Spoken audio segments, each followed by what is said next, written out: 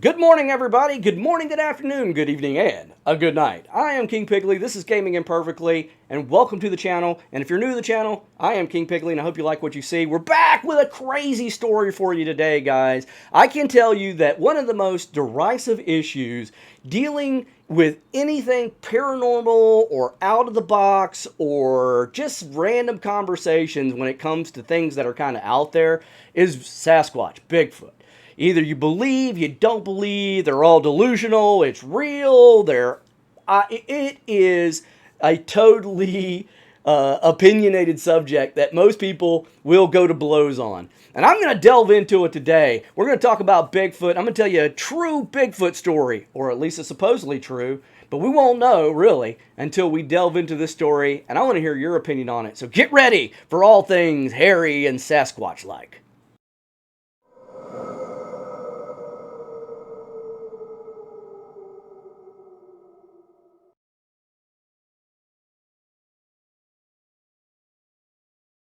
Jess Broiler has one of the most convincing Bigfoot stories I've ever heard. Wasn't accompanied by footage or anything crazy like that. There's no footprints. There's nothing. It's just testimony. But I tell you, it's Jess Broiler's testimony that convinces me that he most certainly saw something out there in the woods. In 1997, to be exact. And Jess Broiler was fit, healthy, active. He was a former Marine in the United States Marine Corps, and once he got out, he became a police officer in where he was living. But after a few years of being a police officer where he was at, Jess was really kind of looking for a change, something out there. And you know, something different, something beyond what his normal routine was. And so Jess talked to a buddy of his out in Oregon who had just actually won the election to become sheriff of a small town right in the Cascade Mountain Range of Oregon. And so when he was talking to Jess, the sheriff, offered Jess a job. Said, hey man, I know you're former Marine, you're former police officer. How would you like to come out here and work for us as a deputy sheriff? And just what Jess wanted. He was looking for a change. He was looking to make changes in his life. And he said, you know what? That sounds excellent. It sounds great. And he took the job. So he moves to Oregon, he moves to the small town, and he loved it. It was everything he wanted to do. Being a police officer is not the easiest job in the world, but it certainly becomes easier in small town life when what you have to worry about is, oh, I think there's a prowler around my house, and you go out there and it's a raccoon. These are the differences and things that he appreciated about living where he was at now. Something else he appreciated, that up in the Cascade Mountains is one of the most beautiful places in the world. And Jess had a very good friend of his that had passed away. And not too far away from the town in which Jess was working as a sheriff deputy, he had actually gone up into the woods with some of his other buddies when his friend passed away, and they had to the report. Now, I don't understand this, because this is out in the middle of nowhere where they took his remains, but they say he buried him out there. Now, does that mean they spread his ashes out there? I don't know. But it was out there. It was remote. And the guy loved being out there, so when he passed away, Jess and the rest of his buddies kind of, to show respect and to say their goodbyes, took him out to one of the places that he loved so much in the remote wildernesses of the Cascade Mountain Range in Oregon. This particular day, when Jess Broiler got off of duty, he had ran his shift, he had done some policing, and when he got off, he didn't want to go home, and it was a beautiful day. He actually, as he tells the story, talks about how just absolutely gorgeous of a day it was. And he was just thought to himself, I don't want to go home. I think I just want to change my clothes, and then I'm gonna go hiking. I want to go for a hike. And then it dawned on him, he hasn't gone to pay his respects to his buddy that they had either placed his remains or buried him out there. But whatever the case may be, he thought, well, I'm going to go pay my respects to my buddy. And he was going to hike out to this very remote area. So he got in his car, he drove way out to where he needed to go, and then he got out of his vehicle, which is basically parked on the side of the road, and then he took off into the woods, into a completely remote area of the Cascade Mountain Range. This place was unmapped. It was a lot of unnamed lakes in the area and mountain ranges and things like that. I'm talking about truly remote. And in fact, Jess even said there were times when he went out there and he was walking around that he would even speculate, looking around, that he may be the first person to ever step foot in that place because it was so wild. It was a super wild area of the Cascade Mountain Range. But Jess is also a hunter and like I said, a former Marine and a former, police officer and a sheriff's deputy. And he's quite comfortable in the wilderness as well. He liked to go fishing and hiking and hunting and camping. And so going out into the woods was no big deal for him. Plus, being in the Marine Corps, he had learned navigation skills and map using skills and compass using skills. And he had that. He had a map of like a topographical map of the area. And he did have a compass with him. So off he went into the woods. So he walked for a while. It was daylight, guys. Like I said, he had done his shift. He had gotten off. It was in the afternoon, 2 or 3 o'clock in the evening.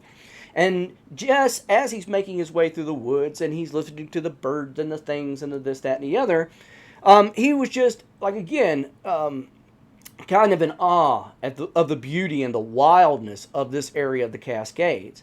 But as he walked, he decided, you know what, I need to get my bearings. And so he pulled out his compass, he pulled out his map, and he was taking a reading on his compass. And it's called azimuth. And so he was getting an azimuth on his compass to try to navigate better and to find his direction. When suddenly, as he's looking to his compass, out of his peripheral, up on a ledge, maybe 20, 30 feet above him, there was a rocky outcropping and some trees. And he saw movement out of his peripheral. And so he kind of just looks up that direction. He's still got his compass and stuff up. And as he looks up in that direction, he sees what he thinks is a person staring at him, the face of a person. And this kind of throws him off because, again, this is the middle of nowhere. I mean, this is super remote. And so he kind of takes this moment and he puts his compass down and he looks. And when he does, he kind of cocks his head to the side, I mean, he has one of those, dog moments where, and he cocks his head kind of trying to focus, like really figure out what is it he's staring at here. And sure enough, there's a person staring at him from what he can tell. And so as he's cocking his head, all of a sudden just got the creeps of this thing staring at him, but it cocks its head. So it's mimicking him in a way. At this point in time, when he put his hand on his holster, he realized that the holster that he was wearing, because he did bring his firearm with him, but the holster he was wearing was a type of holster that was actually very difficult to get your firearm out to draw. And in fact, you usually needed 2 hands, one to hold the holster and your other hand to actually pull your weapon out. Well, he was looking at it and he didn't want to take his eyes off this creature, this person, because it was creeping him out. And then it walked out. As he was messing with his holster trying to get his gun out, it walked out from around this tree. And when it did, he noticed it was huge. He said it was at least 8 feet tall, covered in hair, of course. And then he went down to his weapon. So he did break eye contact, looked down at his weapon. And by the time he drew his weapon and then brought it back up to bear at the target, it was gone.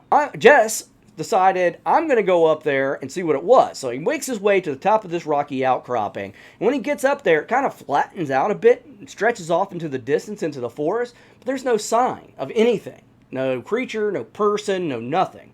And so he decides, well, I'm going to go check this out. So he goes patrolling and goes actually off where he was originally going, which was to pay his respects to his buddy's grave. He actually went off looking for this creature. And after following it for a while, Jess admits that he kind of lost track of time.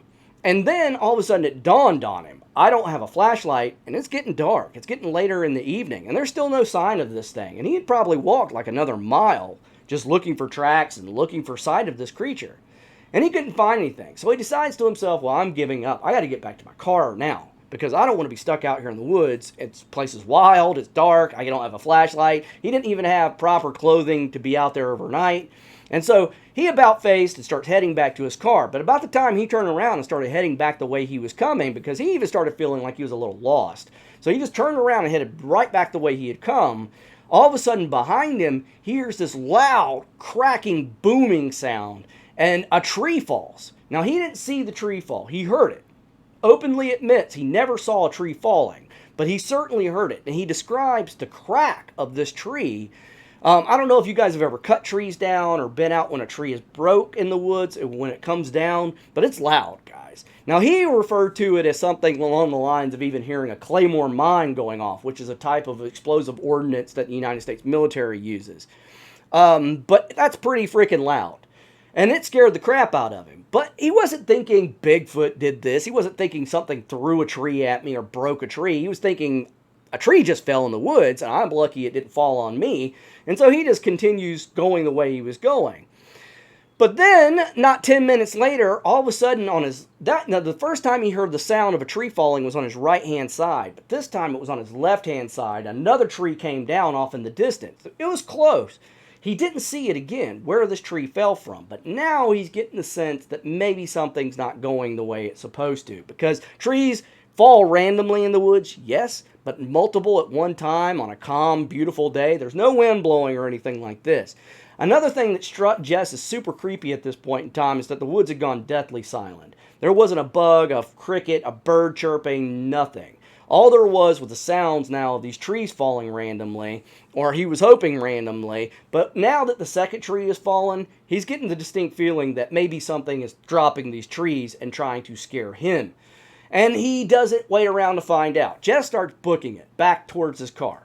As far as he knows, this is the direction that he wants to go. And periodically, as he's making his way as fast as he can, these trees are falling, sometimes to his right, sometimes to his left. And as he kind of goes, well, if it's on his left, he goes more to his right, it would fall on his right, and he would move more towards his left. And as he's making these zigzagging running patterns to get back to his vehicle, more and more trees are coming down behind him, and they're getting closer and closer. Now, at this point in time, this ex-Marine and sheriff's deputy is terrified. His heart is pumping. He's thinking, something's out here. It's going to kill me.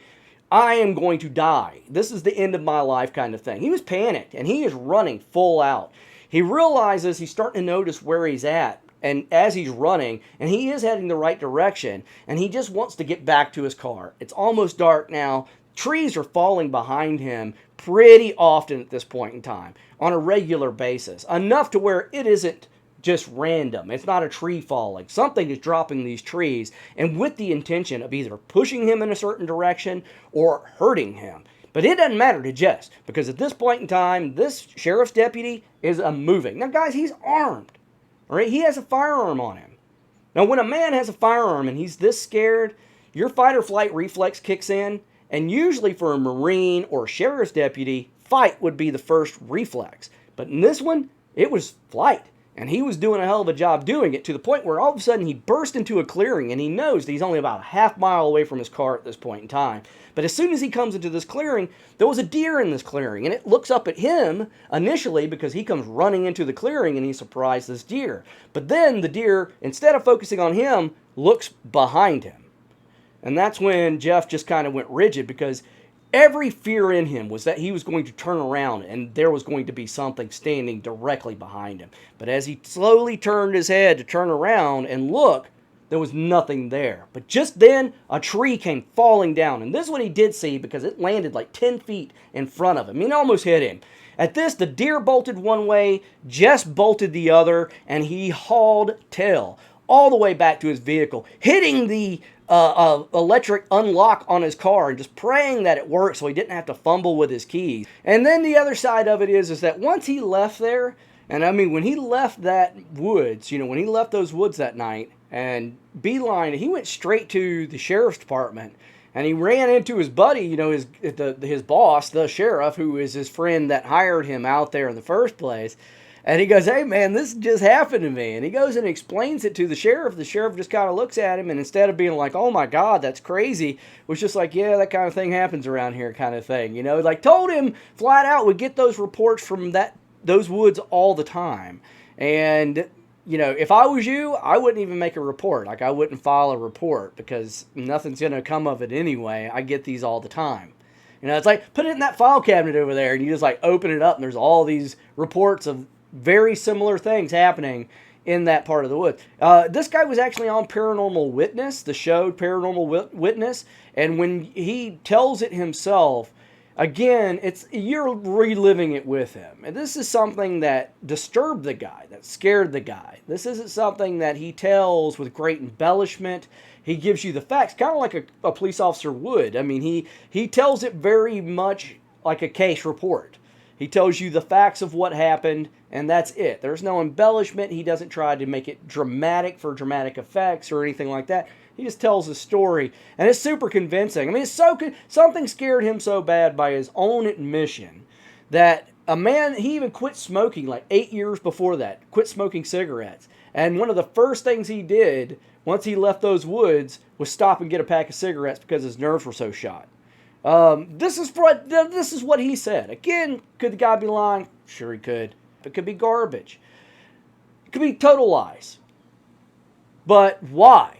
You know, especially these reports where people have nothing to win. They have nothing to gain. And they have everything to lose, especially their reputation. You know, you don't want to be known as the crazy police officer that saw Bigfoot.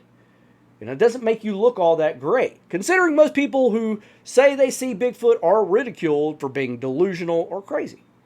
So, I don't know. I'd love to hear what you guys have to say. Do you think Jeff Broiler had a true Sasquatch encounter? Do you think that he ran into Bigfoot in the Cascade Mountains of Oregon?